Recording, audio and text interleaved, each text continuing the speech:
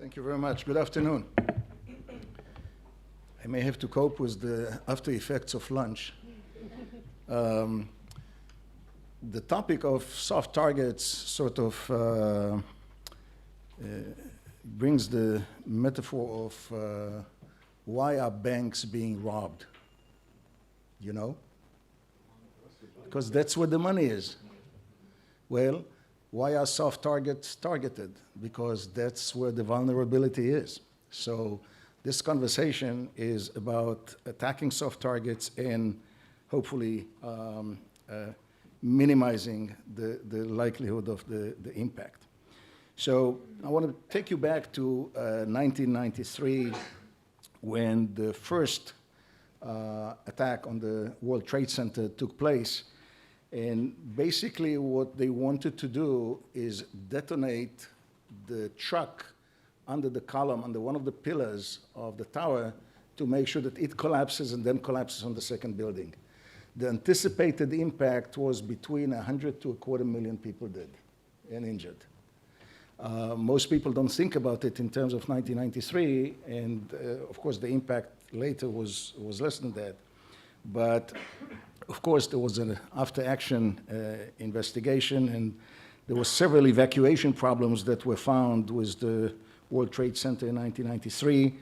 And basically, the towers lost power, communication capabilities were down, the PA system and the emergency lighting system failed. The fire department radios were unable to function. The 911 emergency call system was overwhelmed. It actually collapsed in September 11. The evacuation took over 4 hours, and several people were evacuated via helicopter from the roof. Okay? So the Port Authority was found liable after a April 29, 2008 appellate court upheld a 2005 ruling that it was responsible for not meeting its basic proprietary obligation to its commercial tenants and invitees, namely guests, visitors. So they were sentenced to pay $100 million. Doesn't sound like a lot of money today. Changes that were made after the World Trade Center included several components. Improvement on power sources, emergency exits, fluorescent signs, sophisticated computerized alarm system, fire command stations, fire safety plan, and they also had a fire marshal or fire safety director. It's a new responsibility, and a role that was created in that position included having teams in the building, inside the lobbies of the towers 24/7. And then they were communicating with persons inside the building in the event of an emergency, and they had drills. One of the biggest problems and the biggest vulnerabilities, and I don't know about many other countries, but in the United States, as we also heard from Sir David Venice earlier this week, in the United States, 90% of the property is in private hands. And drilling and exercising is not in the best interest of CEOs because they say that time is money. They don't have time to do that.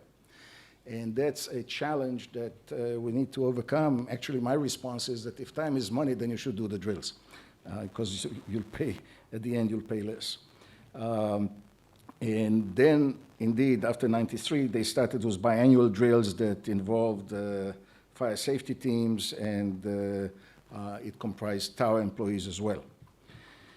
So the vulnerabilities in the post-93 attack evacuation plans were that employees and visitors were not directed into stairwells, no full or partial evacuation drills were carried out, participation in the drills varied, namely mostly it was employees but not visitors.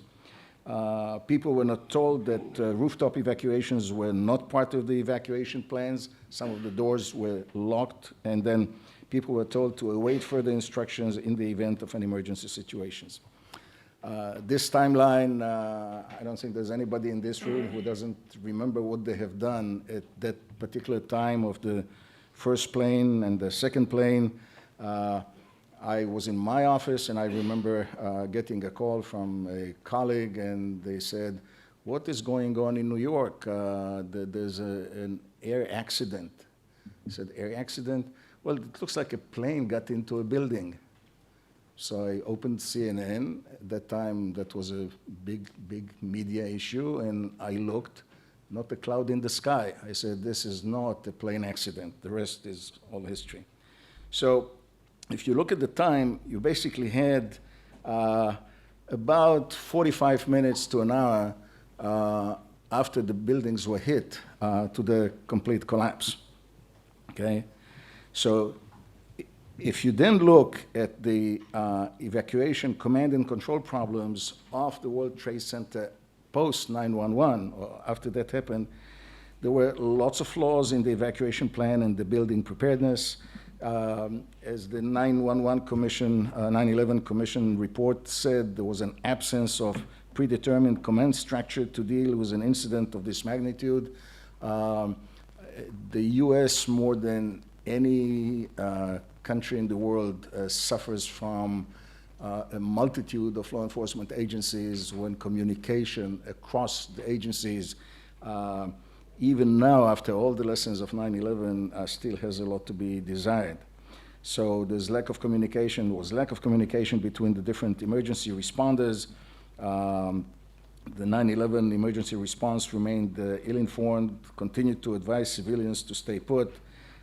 Some of it actually collapsed. They had to do business continuity and erect a new 911 service. Inability to keep track of the whereabouts of the emergency responses. So the outcome, it was estimated that on any given day, there are roughly 50,000 employees and an additional 40,000 visitors that are in the building. So again, just imagine the magnitude if all of these would have been perished in the and I'm saying this just to give you some proportions here, okay? The New York Fire Department estimated that there were between 25,000 to 50,000 people inside the towers, and the list of fatalities by now is well known. In the towers, there were 2,595. Of those civilians, 2,192. Fire Department, 343. Port Authority Police, 37. And New York NYPD, 23. So these are the facts as we know them. Now let's move on with some observation, okay? As painful and as difficult that outcome is, it is actually, if there is a silver lining in it, is that it could have been much worse, not for the lessons of the first attempt on the Twin Towers. And there was, and again, with all the havoc of the emergency situation, there was an efficiency with which the evacuation plan was carried out, and it demonstrated the importance of conducting drills on a regular basis. The heightened security had also issues of its own, and it can create backlog of people. Think today about the security checks in an airport. You want to prevent aviation terrorist attacks, but the biggest vulnerability is in the bottleneck of the security lines. And as I said, businesses are very reluctant to do real-time drills. We do it in a university on a monthly basis, and I can tell you more than once that we have done this, a lot of people just stay in the offices and don't pay attention to it. So we're not trying to change that, and we don't try not to allow that to happen. So terrorists are targeting theaters, airport terminals, sporting events, hotels, buses. In short, anything that could have a major repercussion of numbers coming out of pyrotechnics. And we talk a lot about terrorist attacks, but in the United States, while some of the attacks wreak terror and havoc, They are not defined as terrorist attacks, and the Vegas shooting that had a major toll of dozens of dead and hundreds of people injured, that's almost a daily event in the United States. Not in this magnitude, but there isn't a day in the United States that there isn't an active shooting going on someplace. I'm not going to get into explaining that now. All of these have a few things in common. So first of all, there are crowds that are vulnerable to attacks. And then if many people need to wait in line to go through security, a would-be terrorist can detonate a bomb or simply shoot outside the venue. This is exactly what happened in Brussels and Istanbul, and it happened not far away from here in Tel Aviv in the Dolphinarium disco attack back in the days of the wave of violence between 2000 and 2004 here. So I think it is necessary to consider that any place where crowds congregate is vulnerable soft targets for attackers. And usually we shut the stable after the horses run away. I'll give you the example of Times Square. A year or two ago, I can't remember the exact date, there was a guy who decided that the road actually ends up at the pavement, and he went over and killed a few people. If you go to Times Square now, they have these bollards that they put to make sure that cars cannot go on the pavement. Wow, genius. You know, it's not, all right, excuse my cynicism, but we're trailing behind in being actively protected. So to better prepare for securing soft targets, and this is not to say that threats against hard targets have diminished at all, but soft targets are very easy, they are cheap, you don't have to train people, you know, a great deal to get there. So it's very important to share intelligence, information, and training. And then there's the need for deconflicting. It is particularly important in the United States because you have different forces at the federal, state, and local level, and in large cities, and of course New York is one that is most sensitized to it. Atlanta is one as well. If you don't have deconflicting dimensions prior to arrival and in your training package, there are going to be issues there. Okay. As to illustrate it, in Atlanta, in the 5-county metropolitan area, there are 60 law enforcement agencies, different uniform, different communication devices, and so on. And this does not include state and federal agencies. So, yet, despite all of this, Atlanta, and probably, I would say definitely, because of the Olympics of '96, Atlanta has a legacy of cooperation across agencies that is probably second to none, maybe other than New York City, but definitely it is part of the Olympic legacy, and every place that experienced Olympics understands that very well, because if you don't cooperate, you can't get any results. So better cooperation among agencies is possible, though not easy to implement, and yet even this is not enough.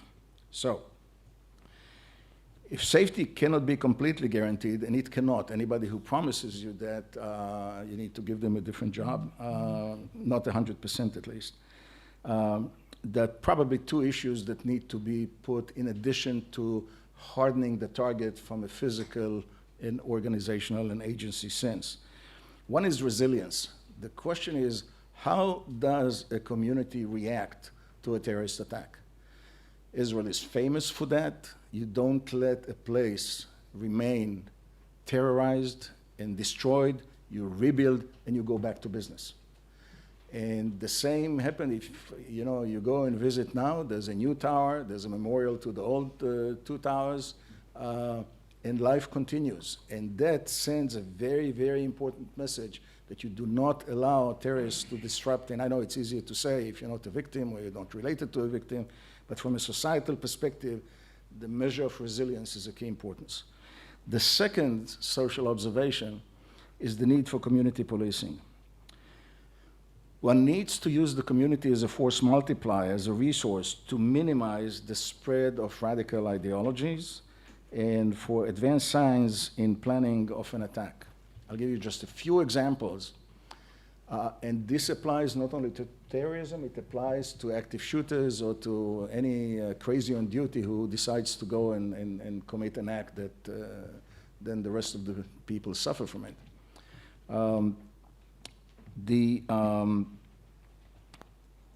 I lost my track of thought here. Oh, we're talking about co-production of public safety. Why is the community so important? Because if you do not rely on the community, you are not able to provide that all on your own. You cannot provide public safety all of your own. So in the preparation for the '96 Olympic Games, I'll give you one example.